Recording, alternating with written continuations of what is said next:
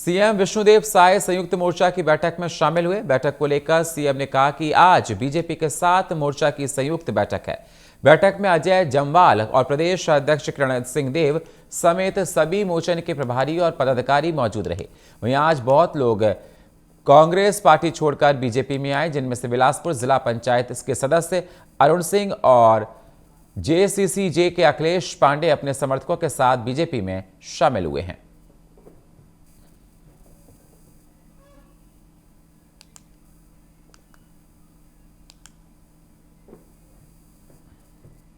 आज भारतीय जनता पार्टी के सातों मोर्चा का संयुक्त बैठक है और इस बैठक में हमारे क्षेत्रीय श्री अजय जामवाल जी, हमारे प्रदेश के एसोसिएट अध्यक्ष श्री किरण देव जी, हमारे डिप्टी सीएम साहब अरुण साहु जी और सभी मोर्चों के प्रभारी और अध्यक्षगण और पूरे प्रदेश से सातों मोर्चा के कार्यकर्ता भारी संख्या में आए हुए हैं। और ऐसे अवसर में आज बहुत लोग कांग्रेस पार्टी छोड़कर भारतीय जनता पार्टी प्रवेश किए हैं, जिसमें बिलासपुर जिला पंचायत के अध्यक्ष भी हैं, 2-3 और जिला पंचायत के सदस्य हैं। मंतूराम पवार जो पूर्व विधायक हैं वो भी कांग्रेस छोड़कर भारतीय जनता पार्टी में आए हैं और ऐसे बहुत से लोग आज भारतीय जनता पार्टी ज्वाइन किए हैं। आज भारतीय जनता पार्टी के बीजेपी के प्रदेश अध्यक्ष किरण सिंह देव ने पत्रकारों से चर्चा करते हुए संयुक्त मोर्चा की बैठक को लेकर कहा कि आगामी लोकसभा चुनाव की दृष्टि में चर्चा की गई। बैठकों का क्रम निरंतर जारी है। आज पूरे छत्तीसगढ़ के 7 मोर्चा की संयुक्त बैठक हुई है। मोर्चा के राष्ट्रीय पदाधिकारी बैठक में मौजूद रहे। लोकसभा चुनाव प्रत्येक कार्यकर्ता जिम्मेदारी निभाएंगे। साथ ही कहा कि 11 लोकसभा सीट से विजय सुनिश्चित करने की दृष्टि से काम कर रहे हैं।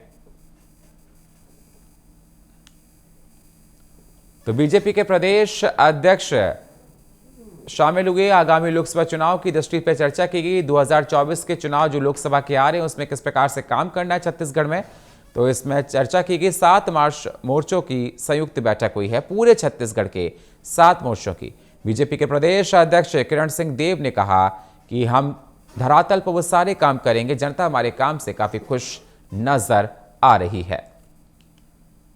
कांग्रेस ने जनता के बीच में और स्वयं कांग्रेस अपने कार्यकर्ताओं, अपने नेताओं के बीच से उतने विश्वास होते जा रही लगातार। और कोई कार्य योजना नहीं है, कोई डेवलपमेंट का विजन उनके पास नहीं है। जैसा मोदी जी का मूल मंत्र है, भारतीय जनता पार्टी उसको आत्मसात करके चल रही है। सबका साथ, सबका विकास, सबका प्रयास, सबका विश्वास, इसमें पूरा देश समाहित हो जाता है।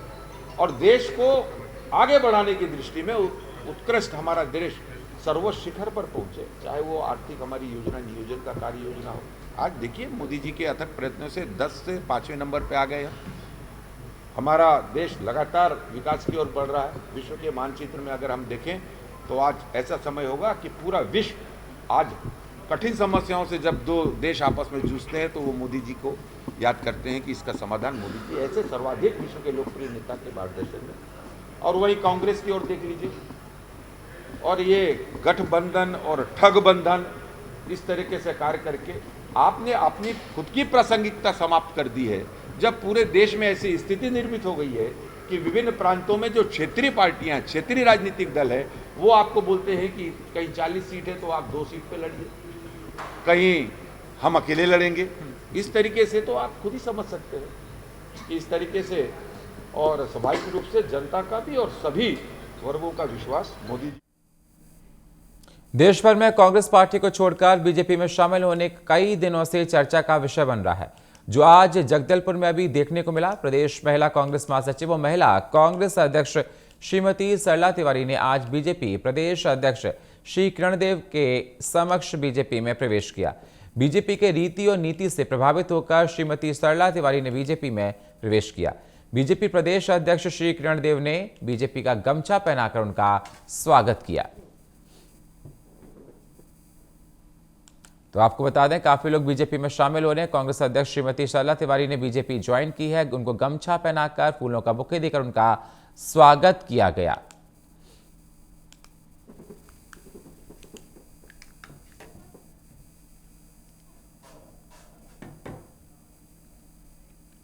छत्तीसगढ़ के पूर्व मुख्यमंत्री भूपेश बघेल दिल्ली के लिए रवाना हुए। वहीं भूपेश बघेल स्क्रीनिंग कमेटी की बैठक में शामिल होंगे।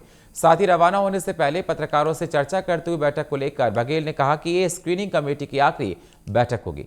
उसके बाद सीईसी में सारे नाम जाएंगे। बहुत जल्द सीईसी में फैसला होगा। तो भूपेश बघेल ने दिल्ली रवाना होने से पहले कहा कि स्क्रीनिंग कमेटी की बैठक होगी, उसके बाद सीईसी के लिए नाम फाइनल होंगे। तो लोकसभा चुनाव 2024 को लेकर भी लगातार कांग्रेस अपने काम में जुटी हुई है।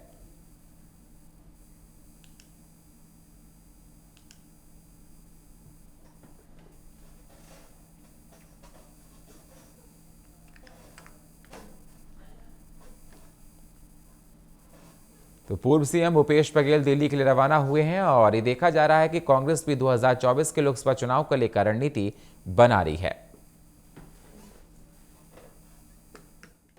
स्क्रीनिंग कमेटी की बैठक है और मैं समझता हूं कि स्क्रीनिंग कमेटी की आखिरी बैठक होगी और इसके बाद सीधा सीईसी में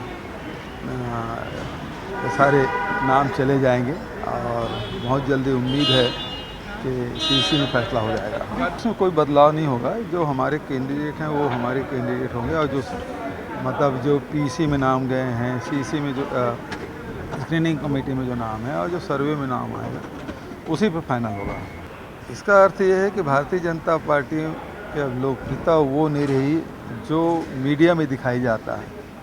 अब धरातल में ये है कि अब लोग चुनाव लड़ने से मना कर रहे हैं, कोई राजनीतिक संन्यास ले रहे हैं, कोई चुनाव लड़ने से मना कर रहे हैं। स्थिति बिल्कुल ठीक नहीं है। स्क्रीनिंग कमेटी की बैठक है और मैं समझता हूँ कि स्क्रीनिंग कमेटी की आखिरी बैठक होगी। और जगदलपुर में एक वर्दीधारी पुरुष माओवादी का शव एक नग AK-47 बरामद किया गया। मुठभेड़ में बस्तर फाइटर्स का आरक्षक रमेश करेठी शहीद हो गया। मुठभेड़ में सर्चिंग के दौरान एक पुरुष माओवादी का शव एवं एक नग AK-47 बरामद किया गया। मुठभेड़ स्थल के आसपास सर्चिंग अभियान जारी है। जिला कांकेर के थाना छोटे बेटिया क्षेत्र के अंतर्गत हिदुर के जंगलों में माओवादियों की उपस्थिति की सूचना पर ऑपरेशन पर पुलिस पार्टी रवाना हुई थी। सर्चिंग अभियान के समय हिंदुर के जंगलों में पुलिस और नक्सलियों के बीच मुठभेड़ हुई। करीबन 1 घंटे में जारी है मुठभेड़ और कांकेर DRG पुलिस और नक्सलियों के बीच चल रही है मुठभेड़। उपरोक्त मुठभेड़ में बस्तर फाइटर्स का आरक्षक रमेश कुरेठी गोली लगने से शहीद हो गया है। तो एक वर्दीधारी पुरुष माओवादी का शव बरामद हुआ है। इस पूरे मामले की जांच पड़ताल की जा रही है। AK-47 भी पास से बरामद की गई, एक नाग AK-47 भी पास से बरामद की गई है जगदलपुर में, आपको बता दें। और एक वर्दीधारी पुरुष माओवादी का यह शव बरामद हुआ है। तो आपको बता दें कि कुरेठा गला लगने से शहीद हो गया था। तो एक नाग 47 भी बरामद किया गया है। तो एक वर्दीधारी पुरुष माओवादी का शव जगदलपुर में बरामद किया गया है और ये देखा जा रहा है, इस पर जांच की जा रही है। साथ से कई जखीरा भी बरामद किया है। AK-47 भी उसके पास से बरामद की गई है और भी कई असले बरामद किए गए हैं। तस्वीरों में आप देख सकते हैं। तो एक नाग AK-47 बरामद किया गया है।